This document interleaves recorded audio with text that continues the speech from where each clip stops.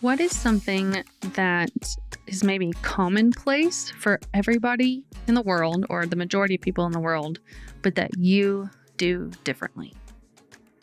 Common for the majority of the world. Yeah. To do it a certain way or to have it a certain way. Yeah. And you do it just I differently do it enough. Oh, I know that there's several. It's hard to think of them on the spot, though. Like, I know them when they happen. Should I have prepared you for this daily question? I might need a moment to prepare for this daily question. It's not like nobody in the world ever does this. I think my grandma used to do this. My great grandmother. I don't use bookmarks and I refuse to dog ear books that I love. But one of the reasons I can't use bookmarks is because I lose them all the time. I don't know how I lose them because it's not like I'm moving while I'm reading, but I always lose them. So I don't use good bookmarks because then I use them once and then they're gone.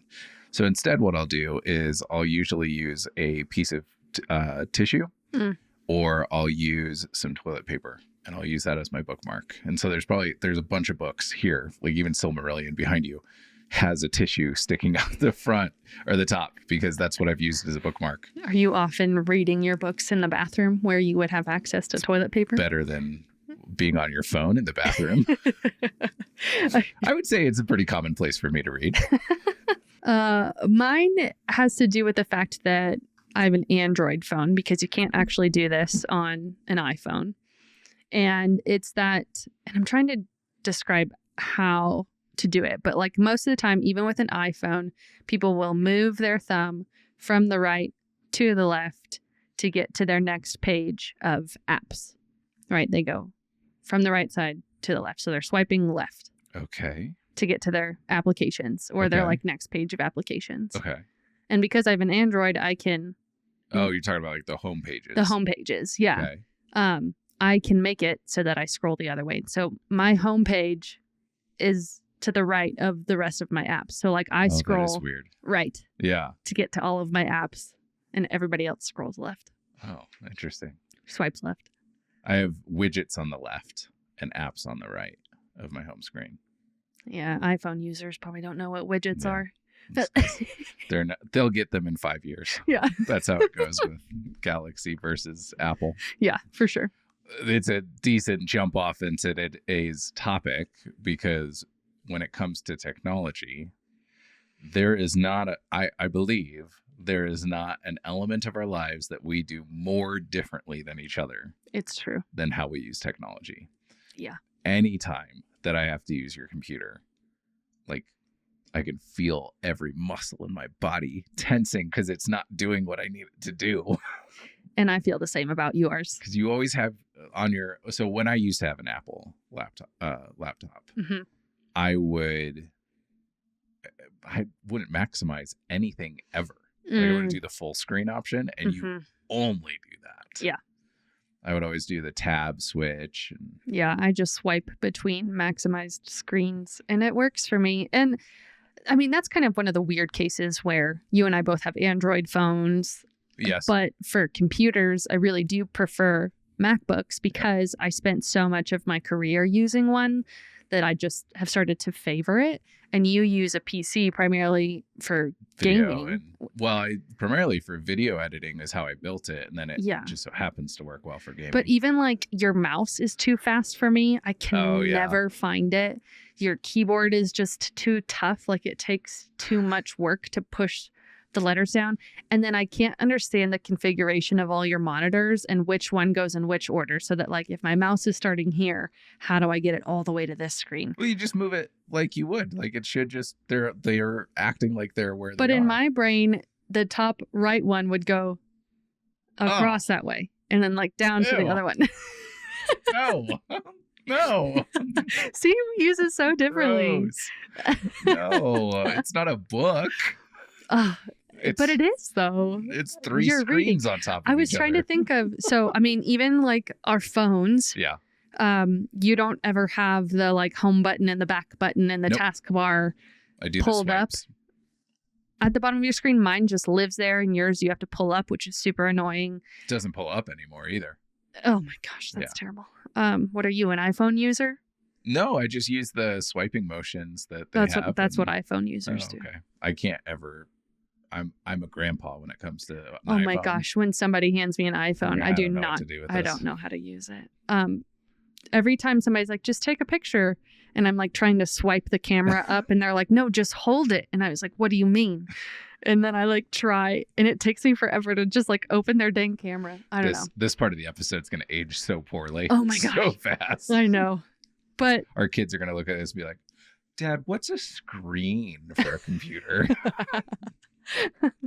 I don't even know how to comment on that. But I was thinking, like, how do we use technology differently across all technology spaces? So we've already talked about computers, our phones a little bit, even like the fact that I scroll left and you scroll right. Well, it's a frequent thing that when we use each other's phones or computers, we're yelling at each other of like, why do you do it this way? Yes. I was also thinking another technology item that we use differently, and just a little bit differently, is our Kindles. In that, like, even just the you know how you can like set your presets for size of text and font and all of that. Like, you and I are so different of like, when we get to choose the size and the font, we will never match. And what I think is so funny and makes me feel superior sometimes is that oftentimes your text is larger than mine. That's true. It's a rewarding system because then I get to press the button more often or swipe more often. Oh. Yeah. And you're just old and need bigger text. I always love it when you like look over someone's shoulder and their text is like huge half of the screen. And I'm like, oh my God. My mom has been having a bunch of eye issues in the past like 5 years. Was reading a Kindle. I mean, it might have been a year ago, but I looked over and the words were literally this big. Oh my They gosh. were huge. I think she probably only had about 25 words per page. Oh my gosh. It was massive. Talk about being able to click often. But when we were at the pool at the beginning of the month, I was actually able to walk like 7 feet away from the Kindle as I was reading and see it perfectly, which was awesome. Wow. Yeah. So proud of you. It's just fun to like walk around a little bit in the pool while I'm still reading my book so many feet away. It was locked in. What are some other ways that you and I use or operate differently? Use something or operate differently? So it's hard for me because so often I think my way's the right way, the proper way, and the normal way to use things. And I'm almost always right. And then you do it weird. But like, it's just that difference where I don't think of how I'm using the technology differently. Until I interact with something that you're using. Right. So even with our Remarkables. Oh, yeah. We use that slightly different where you're basically doing everything in 2 notebooks. Where you've got one notebook for just the guy you're working for and then another one for like this stuff here. I never see other notebooks from you. I guess you haven't opened it lately because I have like 10 notebooks. Oh, okay. Well, compared to I will open a new notebook for every single idea. Oh, okay. And just put them in a folder. And so I don't have folders. You don't have folders. You have notebooks that just keep collecting pages. Yeah. And for me, I'm closing out a notebook frequently to do a new notebook. And so that's one of those places where like I noticed that difference. Yeah. Well, what about outside of technology? Outside of technology, I think it's still true that we do a lot of things differently. And one of the things that I've realized recently is that for me, I put a lot of value in customizing my space or how I'm operating. And so I will only rarely use something or sit somewhere as it's established. Because I'll start customizing, trying to find ways to make it work, plugging things in, screwing things, whatever, right? Like mounting my phone holder in the car was a big process of going through drills of like, what if I'm doing this? And what if I'm doing this? And where do I want to hear? And I still want the vent to work. All of these things. And so I think that I just spend a lot more time figuring out exactly how I want to use something. Whereas I think you more often than not will either immediately adapt to whatever the thing is. Like, oh, the desk is this tall. That's just what it's going to be. Yeah. Right. Whereas for me, I'm like, okay, so do I have to get longer legs? Do I get one that raises up or lowers down? Do I put books on the right? So I think it's things like that. For sure. But then what's also contributing to that, I think, is a lot of the time when you set something up, it's the most optimal way it can be set up. So our room, for example, the instinct in me would be to rearrange our room every year. Yeah. At least it was when we first got married. Yeah. Because that's how I grew up. And you set up the room and we've changed it twice, both at my bequest because I needed change. And each time we went through a whole bunch of cycles of things that just were not as good as the original plan. And it's so frustrating. Yeah. I mean, we even did the same thing with our living room. Like we just needed a change. And we had your sister come over. And all of us were just standing there staring at the space, trying to figure out another configuration. And she was just like, you did it right the first time. And I was like, I know. No. Like, what? I don't know how to change this. But yeah, I don't know. It's just funny. And I've learned, I mean, that's a recent thing that I've learned about you is how you make your space your own. And it's come to the point where I have to accept how you've made this space and either lean into it or I need to just like not touch it. Oh, like what? Well, just even like your nightstand, for example, like I'm not going to try and organize it because I don't want to move your stuff because you have it set up in such a way that makes sense to you and you know where things are. And it's not worth moving. And even like our cars, that was one of the things that I was going to bring up that's so different about us is that I am a clean car gal. Like I would label myself as that. I'm not criticizing. I'm curious about where you're going with that if we're different. Well, it's that like I just whatever goes into the car comes out of the car. And my car, because no kids travel in it pretty frequently, it's like seats. Yep. And that's it. Yeah. And I mean the trunk probably has some stuff in it, but regardless. Your car has kids more often than not. So it's always going to be messier. We eat snacks in that car. Our whole family travels in that car. So it makes sense for it to be messy.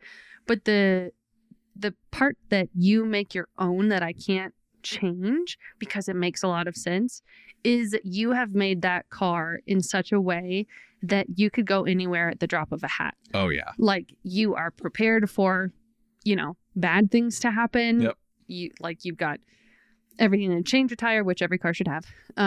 But you've got like jackets and hand warmer thingies and just changes of clothes and shoes for the kids. And literally like hats and gloves and even like sand toys because we don't ever know when we're going to end up at like a park that has sand. And as much as I always want to clean that stuff out, I end up because I can't. And I realized just more recently my play is just organizing and I just have to accept that because I can't play if it's unorganized. Yeah.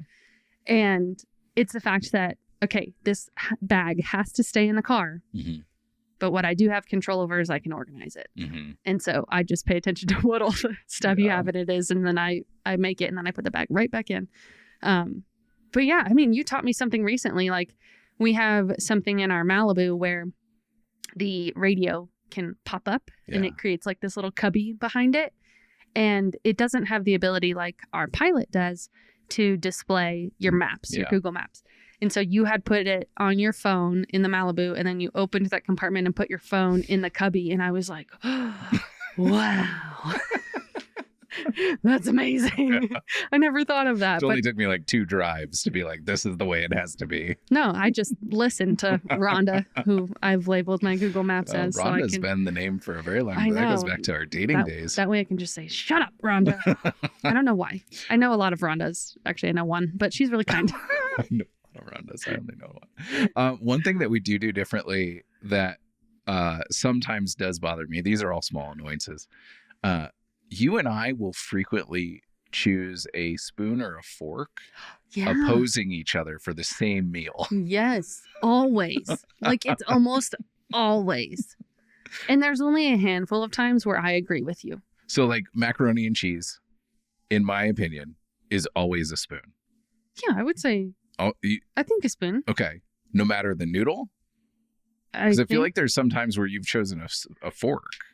I guess it depends. If it was a different kind of pasta, maybe not like if it's the swirly ones. Yeah. rotini, maybe. I don't know. I think that's what it's called. I'll use a fork for rotini and penne. Uh-huh. I said that weird. And how do you Penne. Penne. how do you say that word normally? Penne. Yeah, we'll just go with that. You can keep that whole thing in.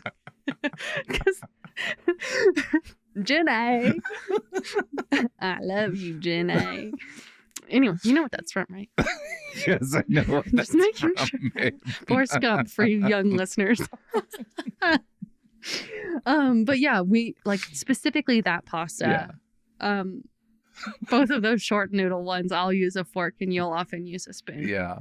I can't even think of exactly the dishes, but like your Tuscan chicken, that's one where it has noodles and shredded chicken on it. But I'm pretty sure we usually switch utensils because are you normally a fork for that one? Yeah. And I'm always spoon. Which doesn't make sense to Yes, me. it does. I know it doesn't. You also have a bigger mouth than me, so maybe that's like you're just shoveling more That's food into your mouth. typically, Yeah. Yeah, part of it. Exactly. I was thinking too that like, despite your comment at the beginning of you just do things your way and obviously it's right and perfect and Stand by that. everybody else is wrong. Yep. I will say that the majority of women will probably agree with me Okay. when it comes to clothes on the floor. Oh my gosh. No. Nope. Yeah, the majority of women No. will. Although they'll probably be like, Bree, you should probably get a chair. And I'd be like, yeah, you're right. Okay, go ahead. Make your case. And then I have one sentence that will summarize all of my opinions. I just, if I wear, let's just say a pair of jeans, and I will wear the same pair of jeans for a long time. Yeah, you're supposed to. According to the masterclass Mhm. capsule wardrobe. Anyways, I'll wear a pair of jeans once. And to me, that is like too dirty to put back into the drawer. Sure. And so I can't put back in the drawer. And so I will put it in like one of 3 places. Mhm. And I know that they are still wearable, but they're not dirty. So they don't go in the dirty laundry. They just stay on the floor or at the floor of our closet or in like a little spot. And I believe that's true of like all my clothes. Like if it's not dirty, it'll just be in a pile. And then you so often pick them up and throw them in the laundry. And then I'm like, where the heck is this thing? Because if your clothes are on the floor, they are dirty. They're not. Yes, they are. Yes, they are. Okay. Well, somebody's going to comment on this and be like, Bree, just get a chair. And I'll be like, I have a chair, but I want to sit in the Yeah, chair. you don't use the chair. I know, because it's too far away. The only times I find clothes on the chair are when they are clean and new. Like And like on hangers getting ready on to hangers hang up. or with tags still. Like, LOL. so that's where I see them. But just so often, like, Well, okay, and I've made a compromise here on one element. I don't know if you've my noticed pajamas. this. Your pajamas, especially because they're on our bathroom floor. They're in Which one is corner. Absolutely where dirty clothes would go. Instead of putting them in the hamper, which I've been doing for years now, because if they're on the floor, they're dirty. I have made a compromise. And anytime that I'm cleaning up the bathroom and I see them, I fold them and I put them on the sink. Oh, thank you. I have a lot Because more then compromises you I'd like for know. you to do. For example, Like shoes? yep. So one way that you and I are very different is I like once I'm in my house, I will not be wearing shoes, Yeah. which helps us keep our floor clean Yep. because I will feel the dirt. Mhm. And so we have to vacuum or we have to mop often, which I think is a good thing for Yeah. our house. But you will like 100% of the time be wearing shoes Yep. in our house, and you'll never feel the sand that's on our floor Yep. that the kids brought in and all this stuff. But so I don't wear shoes, which also means I take them off hmm in various places, So does your daughter. like mother, like daughter. One of those places is under the dining room table. The other place is like at the foot of the couch Yep. or whatever. And Bottom of the stairs. yep, bottom of the stairs. And then also like our bedroom sometimes. Either in the front entrance of our bedroom or Yeah. in the Makes sense. hallway of the bathroom Yep. And I have a photographic memory. or under your desk. Yeah. Or in the entrance of the office. But I have a photographic memory, which means I know exactly where I took them off most of the time. Shut up. It's true, though. It is most of the time. It is true. It is true. It's just the way you said it was really funny. But anyways, I'm surprised you haven't compromised on this yet, because it is pretty frequent that every other day I'll ask you, where is this pair of shoes? Yeah. Because I know exactly where I took it off, and you like put it in a shoe closet. And I'm like, why would you ever do that? Our shoe closet down here is for our kid shoes and really big shoes. And my closet upstairs is for the shoes I just don't wear very often. Yeah. The rest of them should live out in the open. And not really. I mean, I do believe in putting shoes away, Yes. but like the shoes that I wear every day, why can they not just live where they live? Because they're living in the wrong place. No. I just don't get. And Those you areas are literally, not zoned for shoes. I don't understand how you wake up and immediately put shoes on. That I also wake up and brush my teeth before breakfast. Which That's is something wrong. that we do differently. yes, and it's wrong. Ask a dentist. Yeah, I brush my teeth after I eat, like you should, Yeah, I want to have a clean mouth. because then you have bad breath. At afterwards. least we're not morning shower, night showers. That would be, I don't know. That might actually be helpful. it would be problematic because then we sleep in the same bed, and that would cause other issues. Oh, like you're dirty and I'm clean. Mm-hmm. For your understanding, we're both dirty when we go to sleep. Right. And so our bed is dirty, so we change the sheets frequently because that's where, Because we both shower in the morning. yeah. Yeah. Okay. I'm trying to think of other ways that we are. Oh, Different. one that I'm getting you more on board with is I will never take a bath without bubbles. And you don't seem to care. I don't care. I don't care. I don't like to take baths without Epsom salts now. I don't know But if I would bubbles, notice I a don't difference. I don't care. And I don't know if I've taken a bath without an Epsom salt in it. I have, For, like, and it 10 wasn't years. worth it. Yeah. I'm trying to think of what are some other things. You'll eat leftovers for breakfast, and I could never. Yeah. You'll eat like Well, you pizza. don't even really like eating leftovers. You've been I working usually, on that. I usually do pretty good. Yeah. If yeah. they're good leftovers, I'll eat them for lunch the next day, but that is the extent. I cannot eat it another day. I grew up on leftovers. I think But it's different. I can eat the same thing every day, but it cannot be leftovers. It has to, like chicken salad, for example. Yeah. I will make that and I will have Oh, that sure. for lunch every day. But if we made spaghetti and I had to eat that for lunch every day, couldn't do it. Sure. Well, and I think some of this, and maybe some of the other ones, go back to how we were raised Yeah. as well. Yeah. Because in my family, if there was something worth eating for leftovers, if you wanted to have it multiple times for leftovers, you had to have it multiple times in a row. So that meant breakfast, lunch, and dinner, because otherwise, once you got to lunch the next day, it was gone. Oh my gosh. Which Yeah. maybe we like fed in. I don't know how that math works out. I don't know, but you for sure learned very quickly you can never eat anything in our fridge that has my name on it. Yeah, I don't even remember the fallout of that, but I know it was not awesome.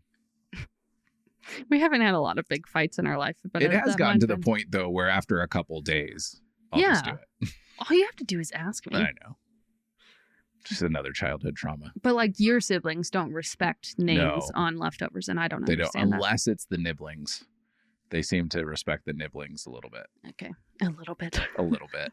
I'm sure they still go in and they take bites of things, but yeah. I do Yeah. think it's interesting, like, despite our differences, we work really well together because we either accept the differences Mhm. or it's just like a pet peeve that we don't let get under our skin. Like Yeah. the fact that I leave my clothes on the floor and you always pick them up. And that's a pet peeve for both of us.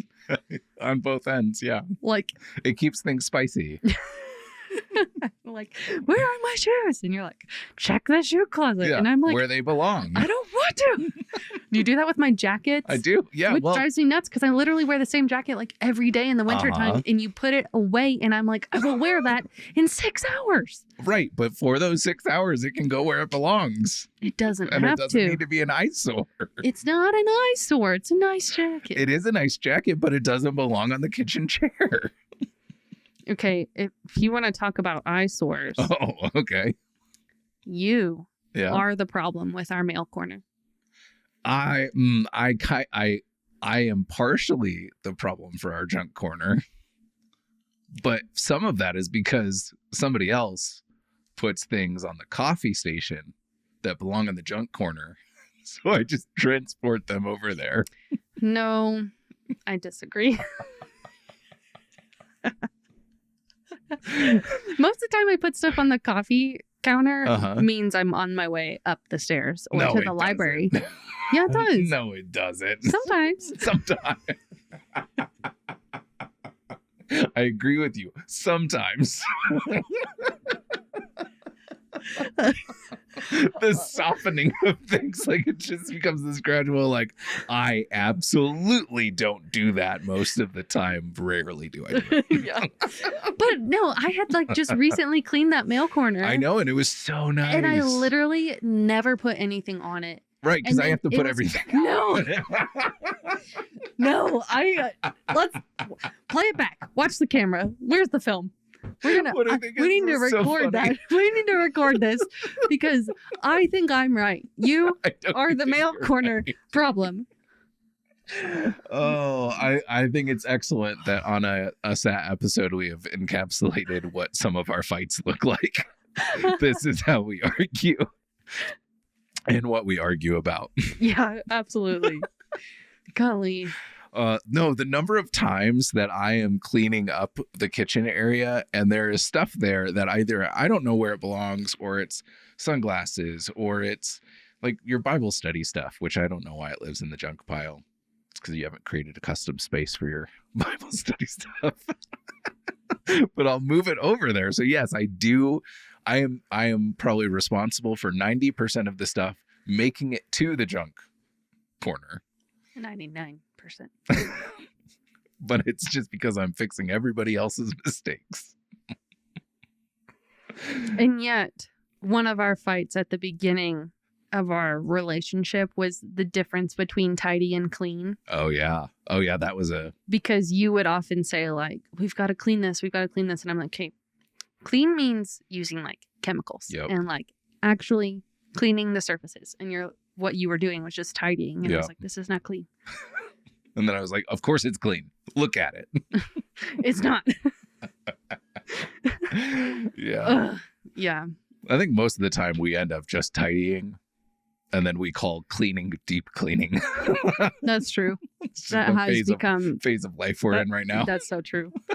I'm trying to think, because like all of these things really sound like they are, some of them rather, sound like they're pet peeves to us. Oh, yeah. Which in some cases but they're ones that we're contributing to with each other. Like they're very directly tied to each other. Yeah. It's like it's a pet peeve because you're the one doing it. Yeah.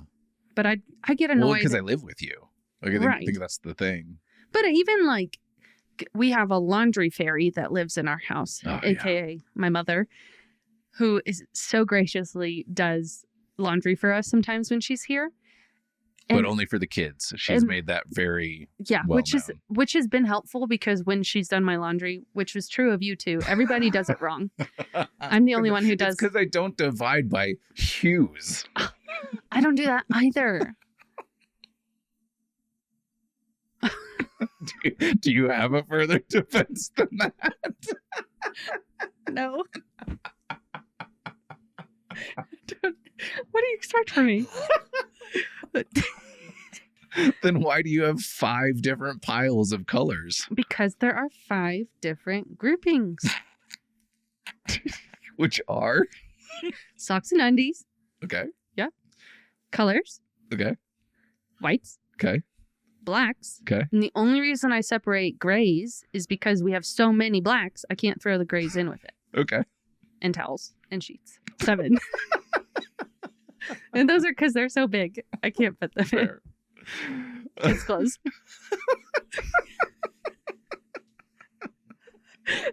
Yeah, I'm not doing 8 different loads.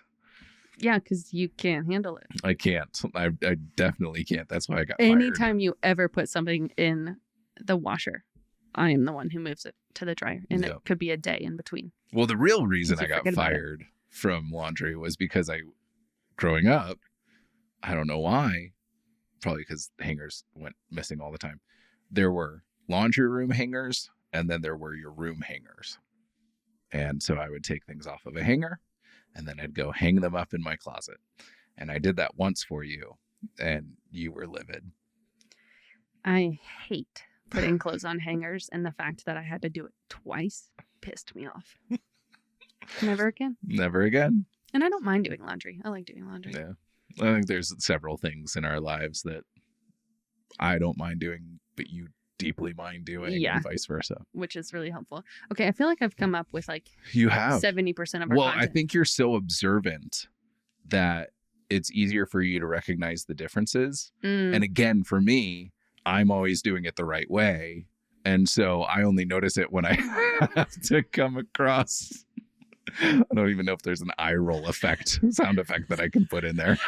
No, but the people enjoying it in video will also enjoy that. I just don't think I even recognize the difference unless it confronts me face on, like when I'm trying to navigate your computer and have no idea what I'm doing to get there. Yeah, that's how I feel with yours. Another way that we like do things differently, which kind of paints me in a bad light, you in a positive light, is whenever we're packing or getting ready for something. Like I may have an immaculate setup in the car for like, hey, we're going to go to Cheyenne Canyon right now. Nobody's prepared, but the car's ready for us and it has everything we need.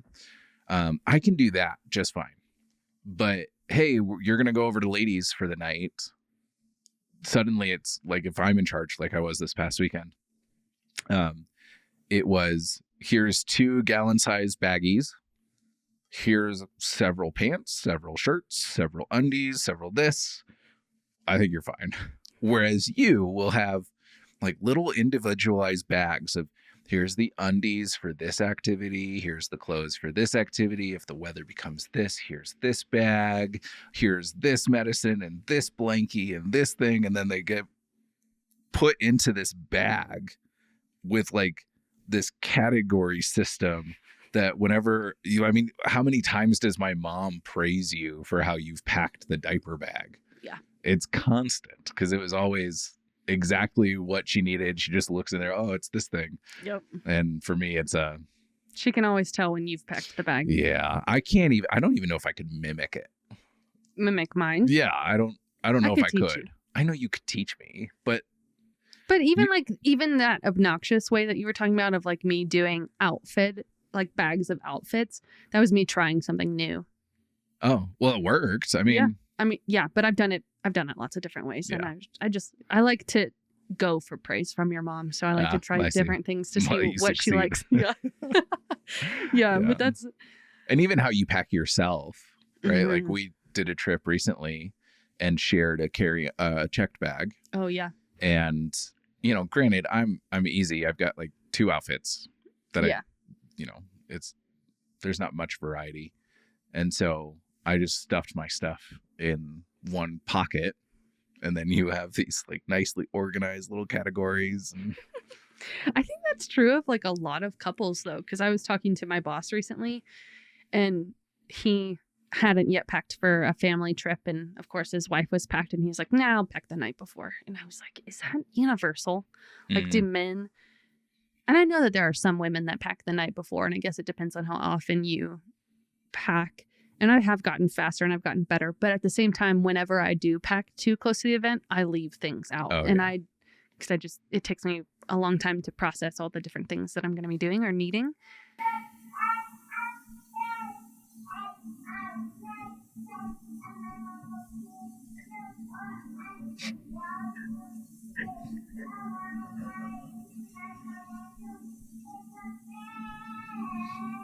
Our son is very loudly singing the ABCs in rest time. And it's missing several letters, but quite a bit. But it's really funny. One other difference that I'm thinking of is like workstations. This hasn't been true for quite a while though. I haven't seen you at our kitchen table, but for a very long time, your primary workstation in your parents' house, in our house, was the kitchen table. Yeah.